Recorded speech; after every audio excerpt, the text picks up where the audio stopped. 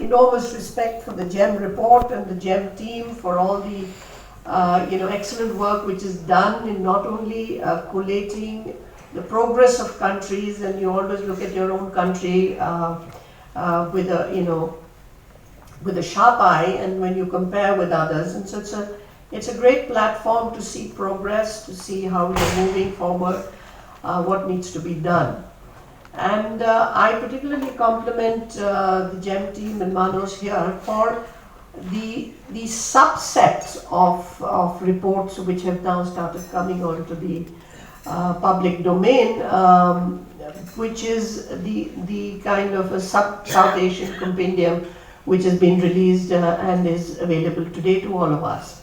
So this focus brings you a more layered understanding and a more regional focus, because we share lots of common difficulties, but also common challenges, but also look for enormous solutions from each other and learn from each other. So this is a great opportunity.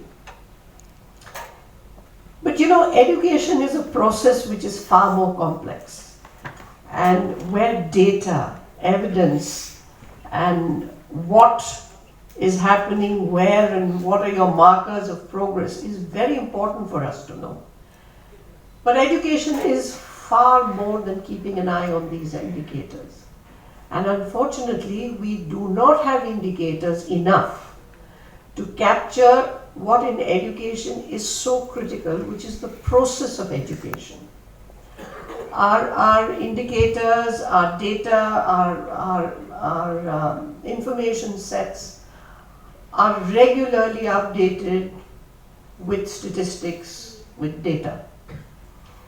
But we do not see the whole picture, because our clues on policy, on how processes are happening in the field, as it were, do not come to us so rapidly or so frequently as we should be having them.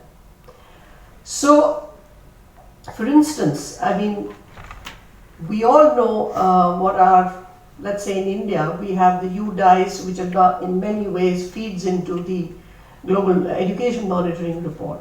We know where we have toilets, we know where we don't have toilets, we know where there are schools, we know where there's still a gap. So we get all this kind of data, computers, how many schools have computers. But nothing tells us on a frequency which it should be about what's happening about classroom transactions. We want learning outcomes, but we cannot have those learning outcomes unless we have those interim processes in place and we are able to engage with those processes. So that's a critical area which makes any understanding of any education in any country more complete. And perhaps in a more, since I know the Indian context a little better, all countries cross the hump of provisioning of infrastructure, and as Atishi rightly said, this is the easier part of it. But it's a country now, at least India, is obsessed with learning outcomes, with poor standards of learning, and when you see graphs like which were shown in Manas's presentation, you really say that we've been talking about quality for a long time. And again, where did we look at quality? We looked at quality. Are our teachers trained? This was easy to get at. Have they been trained regularly in service? So on and so forth. And we were doing all this. I was very much part of that bandwagon which was looking at these indicators. But, you realize there's a tipping point where you say that, this is just one part of the story. It has to be handled, it will be handled, it is being handled. But are we looking at something more? Because ultimately what is a school is a critical transaction which is going on in the classroom. So my point really is that these processes are critical, and how we get to those processes and how informative that process, the development and the progress of those processes is something which we still have to work on. We are working on many ways. We do surveys, we do periodic statistical analyses, we do targeted surveys which we used to do in India, I think still is done, but it's not a system. Now it is in this space that I want to contextualize the non-state actors. And historically, if I see, and I had a long innings in the Ministry of Education, which is called Ministry of Education now, and in the state government, I have never seen in democratic polity in India where space was not given or available for non-state actors. It's always been there. Even if you look at pre-independence times, the sector of education was what we called PPP, which was basically aided schools, where the government and the private sector engaged in a relationship to be able to provide quality and good education. So the difference is that now we have mass education. We have had investment to open up, a village virtually in every school, in a school in every village. And these are big advancements, and now we are a big country. We are talking of a huge, huge system of schooling. And rightfully, we also still have a very large participation of the private sector in it. So, or privately run schools, unaided schools. But I think the space for enriching this large system which is being run in the country, the government can do as much and so much. And I think where I have seen over the years, at least, where the contribution has been strongest of non-state actors is really in the processes of education. The sensitivity which is needed, the patience which is needed, the long haul or hand holding which is needed for that is a quality which the non-governmental sector has brought in. And I think the non-governmental sector also works in two ways with the education system in India. There are those who really have good ideas, their ideology, their philosophy of what this type of education should be for schooling. And these are actors who don't necessarily want to liaise or are dependent in any way on government systems or government schooling. They plow their furrow, they do excellent work in their own area of work, and they bring in innovation and sustainable concepts, but they're really not beating their drums.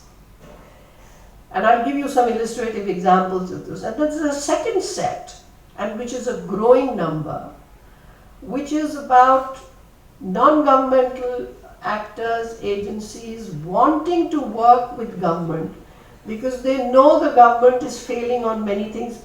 Not exactly what Atishi said, that they do a gap filling, but they realize that the intensity of that patience, of that engagement with schooling processes is something which is not coming as regularly in the government system as it should.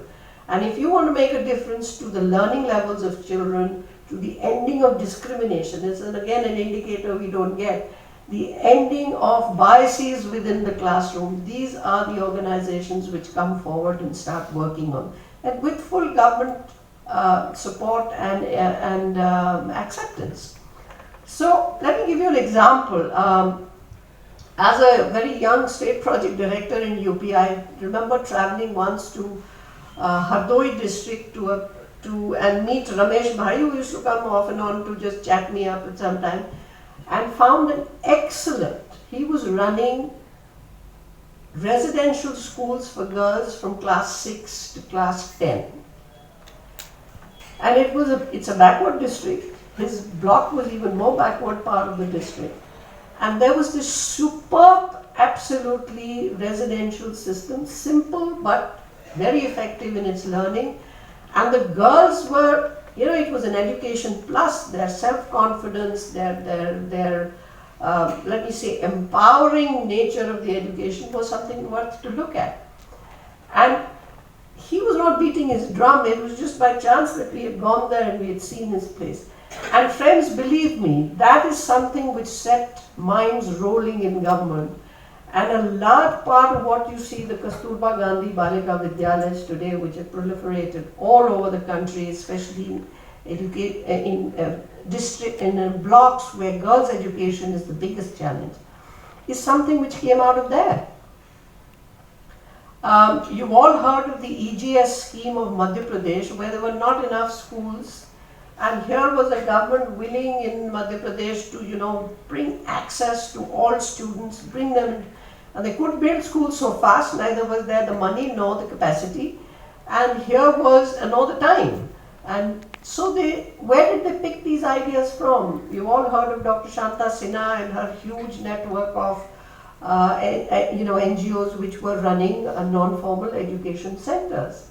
So they just built on that idea, crystallized it, and took some community spaces, brought in a local teacher, and there you had the EGS system. And one of the most rapid enrollment and access ever provided in this country earlier. So these are huge contributions which have actually come from the non-governmental sector. And this is just illustrative. I could go on and on about hordes of ideas which got incorporated. So the point is that yes, there is space, has always been space. That space is of mutual benefit.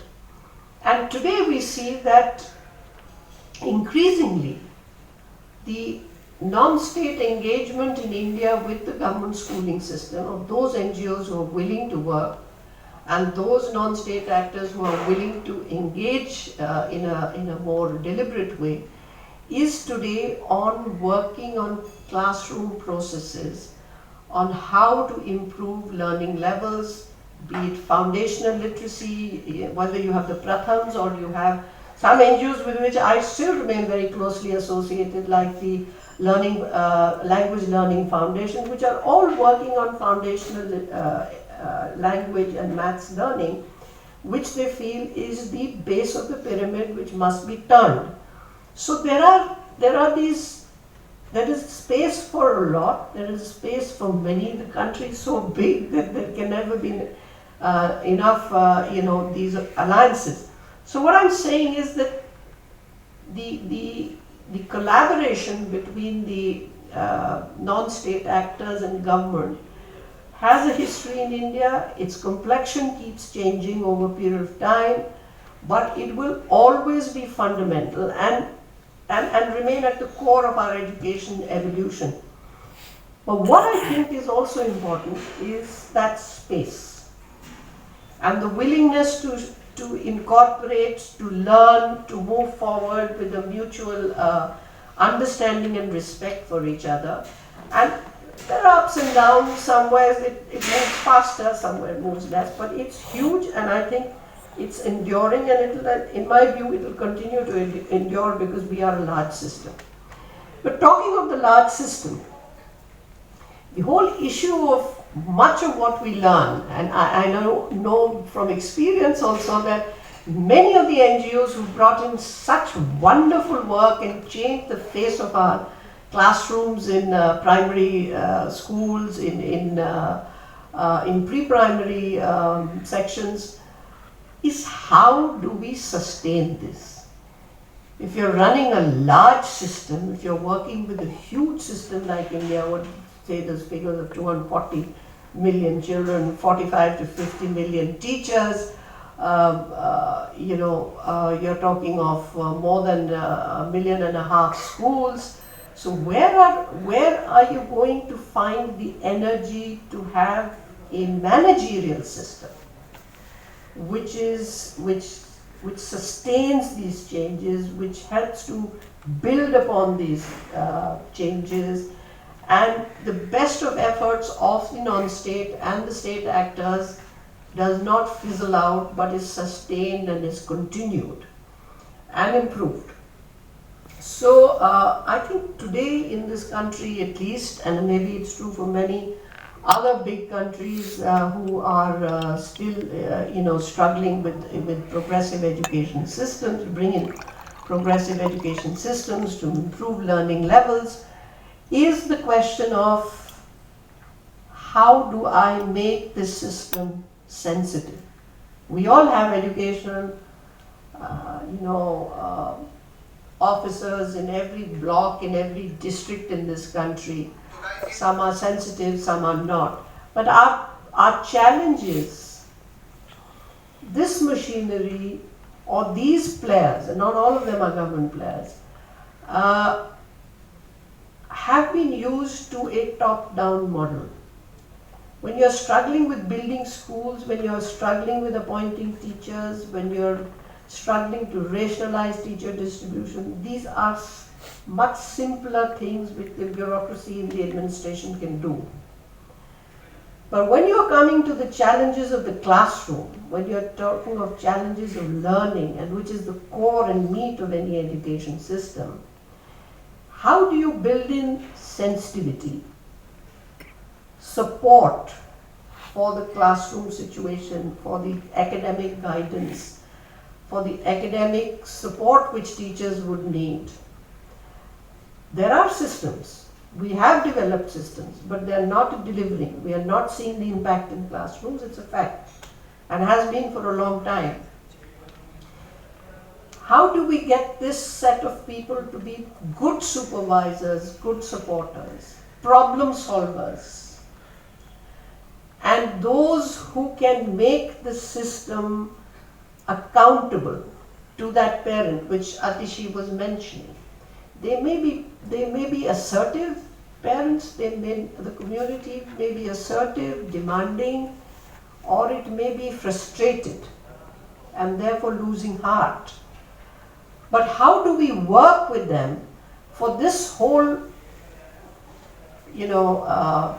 collection of people who are meant to run the system for their sake, for their children?